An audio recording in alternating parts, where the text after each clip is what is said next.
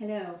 I wanted to talk with you today about mixed numbers, adding mixed numbers, a little bit of a review with that, and then also a little bit of talking about subtracting mixed numbers as well. So, I noticed that when many of you were working with mixed numbers and adding, that there was one place in your answer where a couple times where you weren't going far enough in giving your answer, and you needed to keep simplifying the answer to get the complete answer. So let me show you an example. If you had 3 and 2/4 plus 2 and 2/4, you know the first thing you do when you add mixed numbers is to start with your fractions. Always start with the fractions. Don't start with the whole numbers. You want to add the parts first and then the whole. So 2 plus 2 is 4, and of course we keep our denominator the same, 4/4. Now we can add our wholes. 3 plus 2 is 5. So I'm looking at this and I'm seeing that my fraction, the numerator and denominator are the same. So what does that tell you? Go ahead and say, what does that tell you? I'm hoping that you said that tells you that 4/4 is the same thing as a whole. You've used up all 4 of the parts of that whole, and it's one whole. So what we need to do is, if this is a whole, we would not usually write an answer like this, 5 plus 1. We'd simplify it to say the answer is really 6. And that's what I'd like to see you doing when you're working on adding fractions and mixed numbers. If you get a fraction that is the same numerator and denominator that equals 1, turn it into a 1 and add it to your whole. So that instead of the answer being 5 and 4/4, the answer is 6. Okay? Here's another example of things that I've seen students do. If I have 7 and 3/2 plus 2 and 2/2. Okay, so again, I'm going to be adding, and I'm always going to start with my fractions, the parts of a whole. So I have 3/2 and I have 2/2. Actually, let's say I have 3/2 and 1/2. Let's change that. Okay, so 3/2 and 1/2, that is 4/2. 7 plus 2 is 9. So I have 9 and 4/2. Well, if you take a look at 4/2, this is an improper fraction because the numerator is greater than the denominator. So I need to change this. This is not a correct end answer. I'm not finished. I need to take this 4/2 and make it into a mixed number. Well, basically what I want to do is say, how many 2/2 can I find? Because 2/2 is one whole. Well, 2/2 plus 2/2, well, that would equal 4/2. 2/2, this is one whole. 2/2, this is another whole. So instead of saying that my answer is 9 plus 9, 9 plus 1 plus 1, I want to say my answer is really 11. 9 and 4/2 is the same thing as 11. This is the answer that you should have. So you're taking the improper fraction and turning it into the wholes. I'll show you with just one more and see if you can come up with the answer. So if you have a piece of paper and pencil in front of you, see if you can work on this one. I've got 5 and 3/6 plus 2 and 4/6. So go ahead and pause the video after you've written this down. Try it. See if you can answer this question. And then when you've got it, press play and we'll check it out together. All right, so hopefully you've had a chance to try this out. So I know, again, I always start with adding fractions. 3 plus 4 is 7, and I'm keeping my denominator the same, 7/6. 5 plus 2, I'm adding my whole numbers, that's 7. So instead of leaving it like this, though, you're not done, because 7/6 is an improper fraction. That numerator is more than the denominator, which means that I have a whole in there. Remember, the whole is 6/6. That's one whole. Oh, I look at that and I say, all right, 6/6. If I have 7/6, that means I have 6/6 and one more 6. So I have a whole right here. 7/6 is the same thing as saying 1 and 1/6.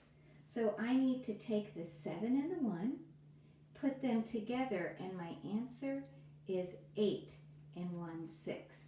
This is the answer that you want to write. So instead of saying 7 and 7/6, you really want to keep working on that until you get the correct, most simplified answer, 8 and 1/6. I'm hoping that's what you got.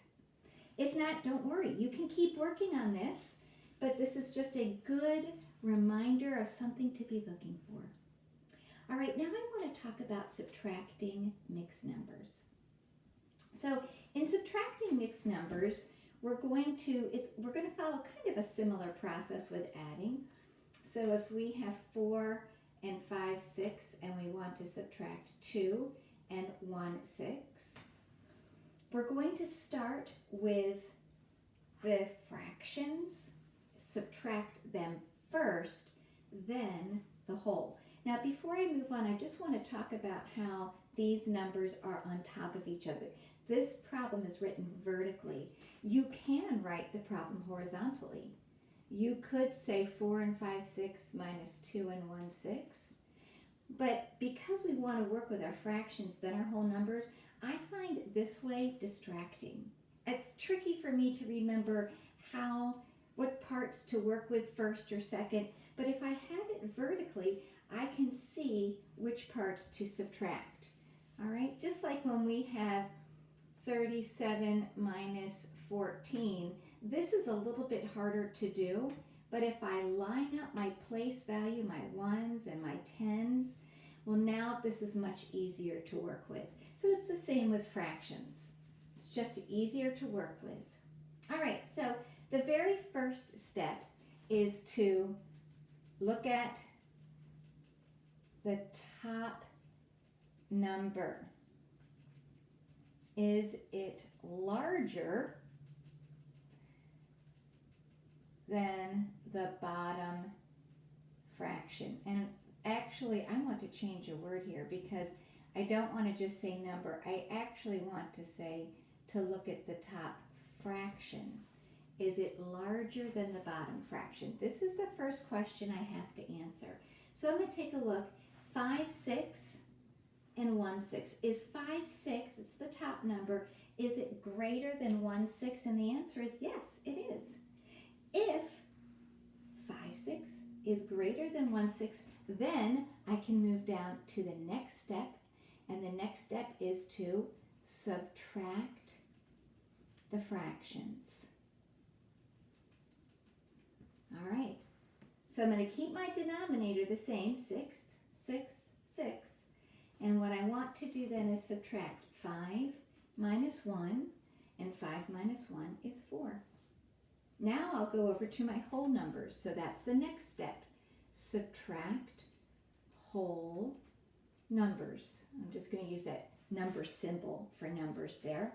Subtract whole numbers. And 4 minus 2, well, I know that that is 2. So my answer is 2 and 4/6. All right, let's try another one. If you want to do this along with me, you're welcome to. So let's do 5 and 8/9 minus 3 and 6/9. Okay, so my first step, what's step number 1? I want to look at this top fraction, and I want to ask, is it larger than the bottom fraction? And yes, it is. I need that top fraction to be larger in order to subtract. I can't take 6 away if I don't have 6 already. But if I have 8, well, I can take 6 away from 8. So 8 minus 6 is, good, 2 and 2/9. keeping that denominator the same. Now I can do the next thing. Move over to whole numbers. 5 minus 3 is 2. So my answer is 2 2/9. All right, definitely want your pencil and paper this time. I'm going to give you a problem. I want you to write it down, pause the video, answer it, and then unpause the video to see if you got the right answer. All right, so let's look here. Let's do 7 4/5 minus 2 1/5. All right, pause the video, try this out, and then turn it back on and press play when you think you've got the answer. All right, I'm hoping that you thought through our steps. Look at the top fraction. Is it larger than the bottom fraction? Here's 4/5. That is greater than 1/5. Awesome. Now I can go on to the next step, subtract fractions. So 4 minus 1 is 3, and I'm keeping my denominators the same fifth. Next step, subtract whole numbers. 7 minus 2, 5. Did you get 5 3/5? Nice job. All right. We'll try one more. 2 6/9 minus 3/9. Turn off the video or just pause it, figure it out, and then press play when you're ready to check your answer.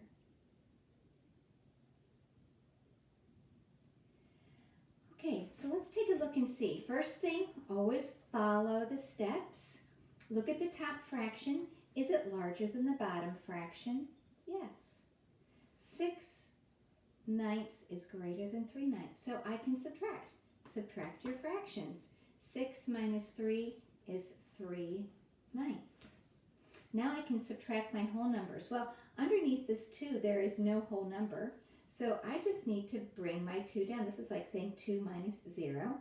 I just bring my 2 down, and the answer is 2 3/9. Great job. All right. I'm going to move on here with you and talk a little bit about subtraction and just some general ideas about subtraction, just as a quick reminder before we move on. So if I had 35 minus 18, do you remember what you do here? Remember, you always start with the ones, and just similar to what we said as our first step with subtracting fractions, we look at our top number here, and that number has to be larger than our bottom number in order for us to subtract. If I only have 5 beans, I can't take 8 away. I don't have enough. So I'm going to need to do what? Say it. Yeah, I'm going to need to borrow. So I'm going to go to the tens column, and I'm going to borrow one of these tens, and I'm going to break it apart into 10 ones, and I'm going to add those 10 ones over here. So I've got 5 ones, and then I added 10 more. That means I have 15 ones, and now I have enough. I can take 8 away. 15 minus 8 is 7, and then I can go over to my tens column. 2 minus 1 is 1. So my answer is 17. But when I have a smaller number on top, I have to borrow. Well, the same is going to be true when you are subtracting mixed numbers. Your top fraction has got to be smaller. So let's look at an example together. Let's say that you had 3 1/3, and you were subtracting 1 2/3. All right, so first step, look at the top fraction. Is it larger than the bottom fraction? 1/3, is it larger than 2/3? No, it's not. So we're going to add a step in here. What do? when your fraction is not larger. So if the top fraction is smaller, you need to borrow. So now we'll just number these. We'll say this is a 2 if you need that step. 3, 4. All right, so we can kind of put these into 4 steps, 4 things to think about when we're subtracting mixed numbers. All right, so I looked at the top fraction. I said, nope, it's not big enough. So then I said, if the top fraction is smaller, which it is, I need to borrow. How am I going to do that? Well, here's what I'd like for you to think about. 3 1/3. I want to think about a different way to write 3 1/3. So I could say, well, 3 1/3, you know, all my wholes are broken into parts, and every part is a third. And I know that 1 whole is when my numerator and denominator are the same. So because my denominators here are 3's, I have to keep 3's all the time when I'm working with this problem. So 3/3 is 1 whole, another 3/3 is another whole, another 3/3 is another whole.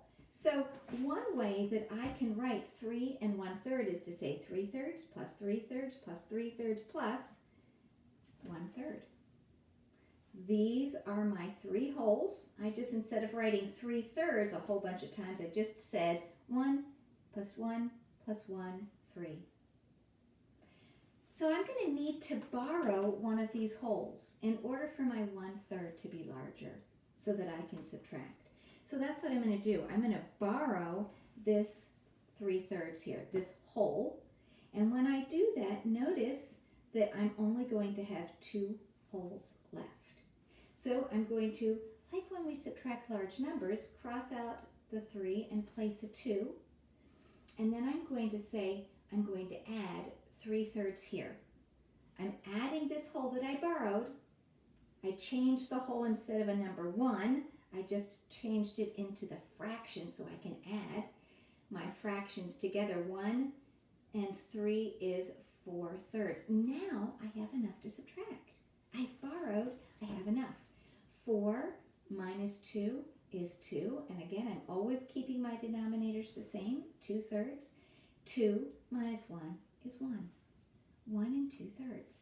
So I'm changing my 3 into the wholes so I can see how I take that away. Now friends, we're not taking, sometimes I've seen students say, okay, well, let's see, I borrowed, so I'm going to add 10. Because that's what we do when we subtract whole numbers. I'm going to add 10, and now I have 11/3. No, you don't, and here's the reason why. You have to remember that this column here is not, it's not the ones place. These are part. This is the ones place right here.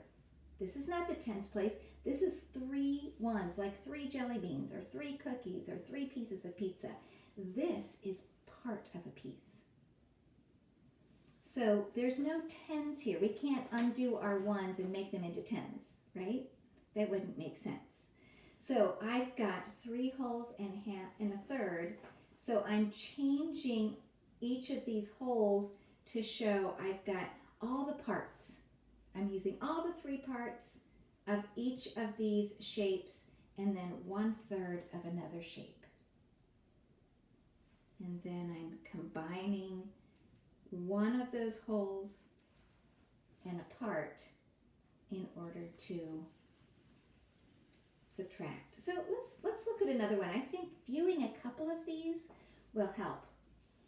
So how about if we look at this one here? 4 1/4 minus 2 2/4. Now, if you're not thinking through these things, you might make a mistake and say 1 minus 2, well, that's 2/4, and 4 minus 2 is 2. But that's not how we subtract. even in whole numbers, we wouldn't do that. We wouldn't say 41 minus 22 is 22. It wouldn't make sense.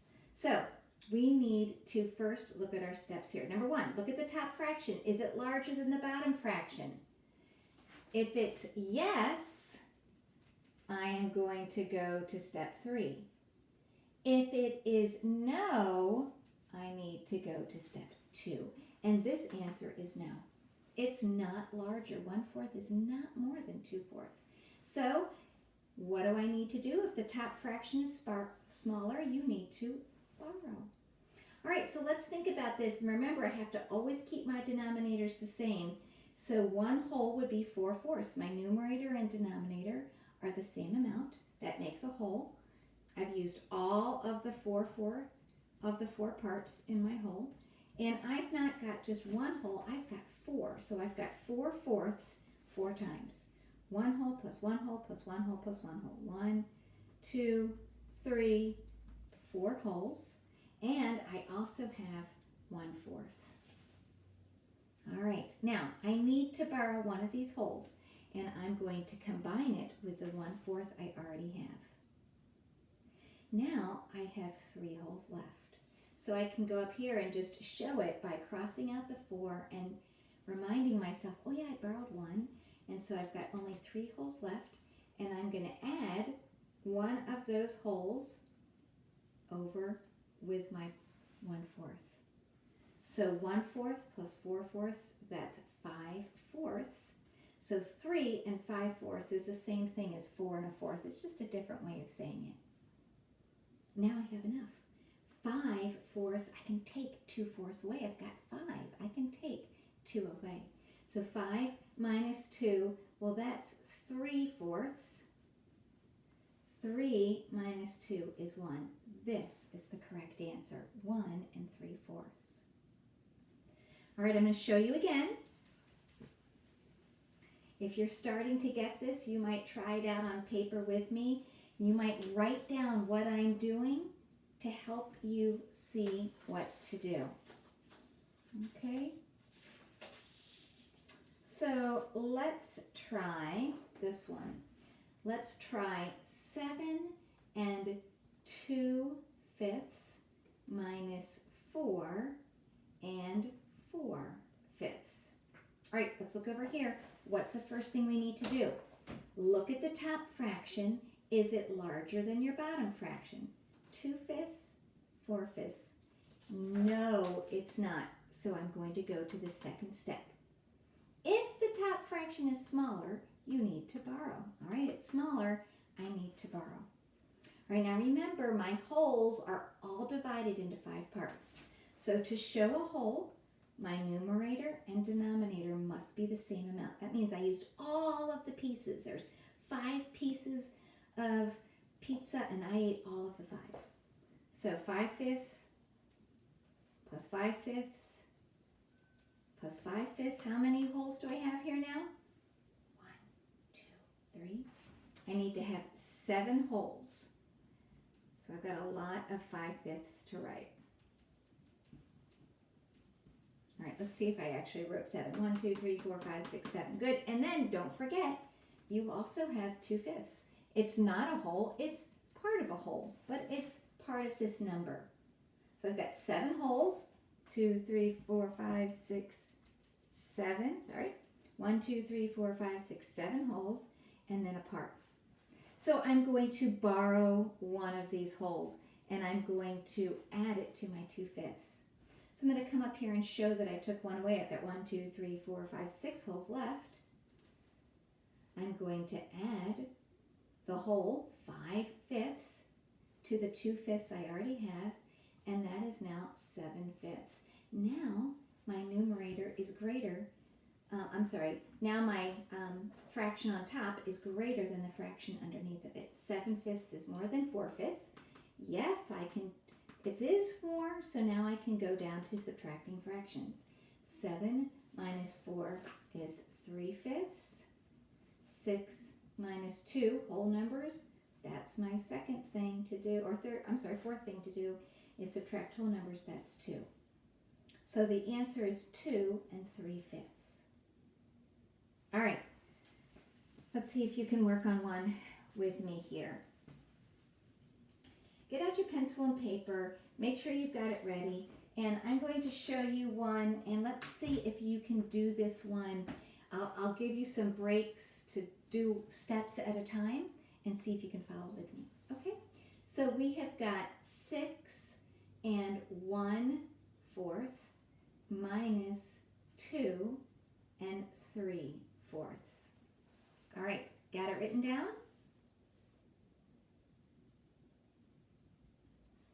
Great. Let's look at our steps. Look at the top fraction. Is this top fraction larger than the bottom? What do you think? If you said no, you're correct. So if I answer no, I go to the next step. If the top fraction is smaller, you need to borrow. All right, can you work on it right now? How would you borrow? What could we change this number 6 into? Look at my denominator is 4. So a whole would look like this. So I need to have how many of these 4/4? Say it right now. Do you know? How many of these 4/4? 6, because I have 6 holes. And each of these holes was cut into 4/4. So I've got 6 of them. So I'm going to write down all 6. 1, 2, 3, 4, 5, 6. Are you doing this too? And then don't forget to add a 1/4 at the end. Take a moment and do this.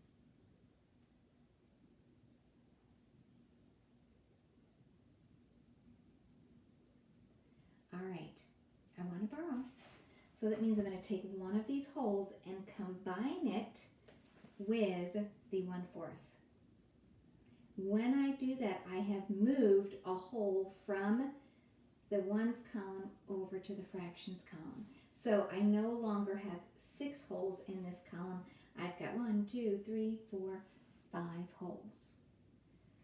I've moved this hole over here and I've renamed it, instead of just 1 to 4/4, because that's another way to say 1, because my numerator and denominator are the same.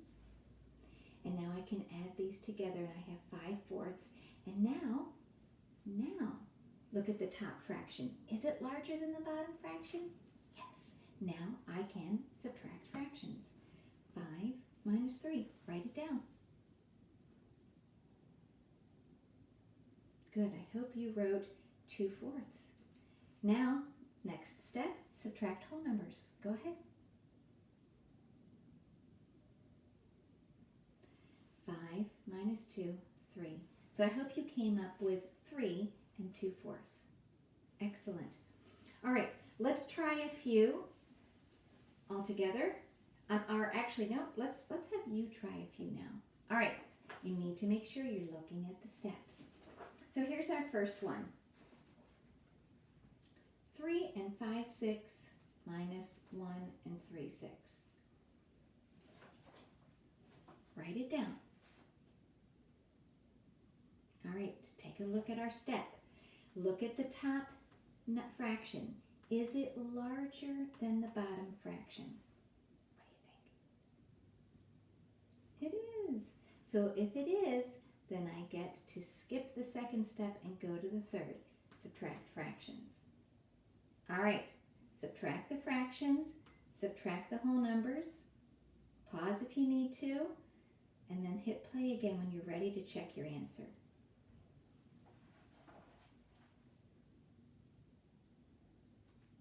All right, let's see how you did.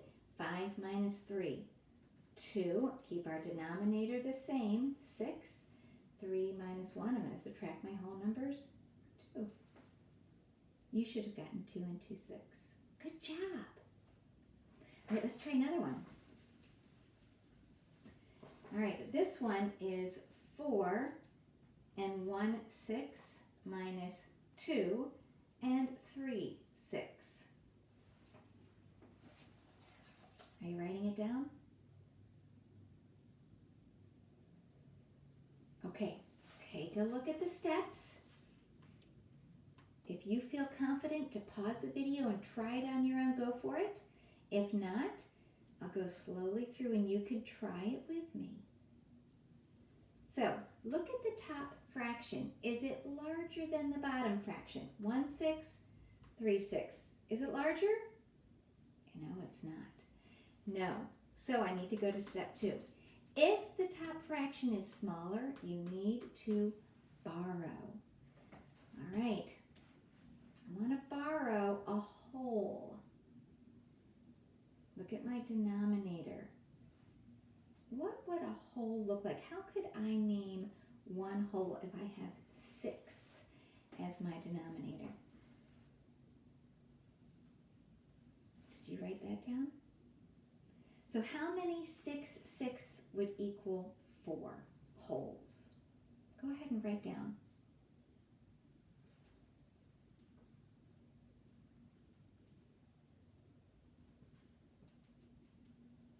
All right, I have 4 6 6. 1 whole, 2 whole, 3 whole, 4 whole. And I'm going to add the part of a whole I have, 1 6. Now if I'm borrowing, that means I'm going to take not all of these, just how many? 1. Good, 1 whole. So I'm going to circle these 2 here. That means I have 3 left. Cross out the 4, write the 3. Are you doing that? Now I'm going to add my 6 6 to my 1 6, and that should be, write it down, 7 6. Now my top fraction is larger. So now I can subtract my fractions and then subtract my whole numbers. All right, so let's see. 7 6 minus 3 6 is 4 6. 3 minus 2 is 1. Did you get that answer?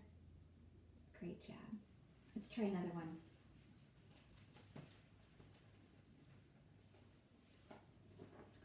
All right, here we go.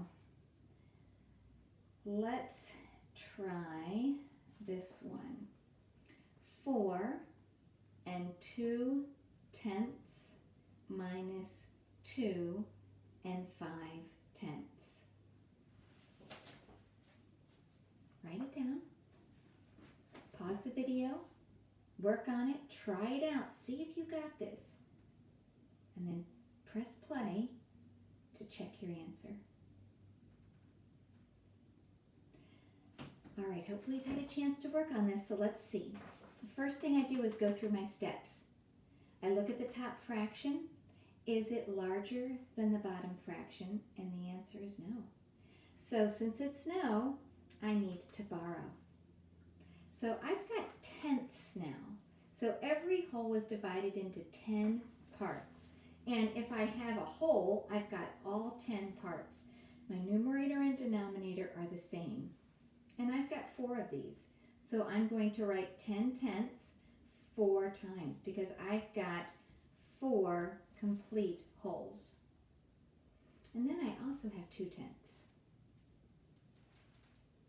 So I want to borrow one of these wholes.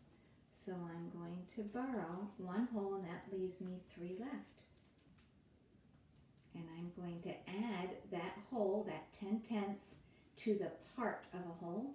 So I have now 12 tenths. Now I have enough and I can subtract. 12 minus 5 is 7 tenths. 3 minus 2 is 1.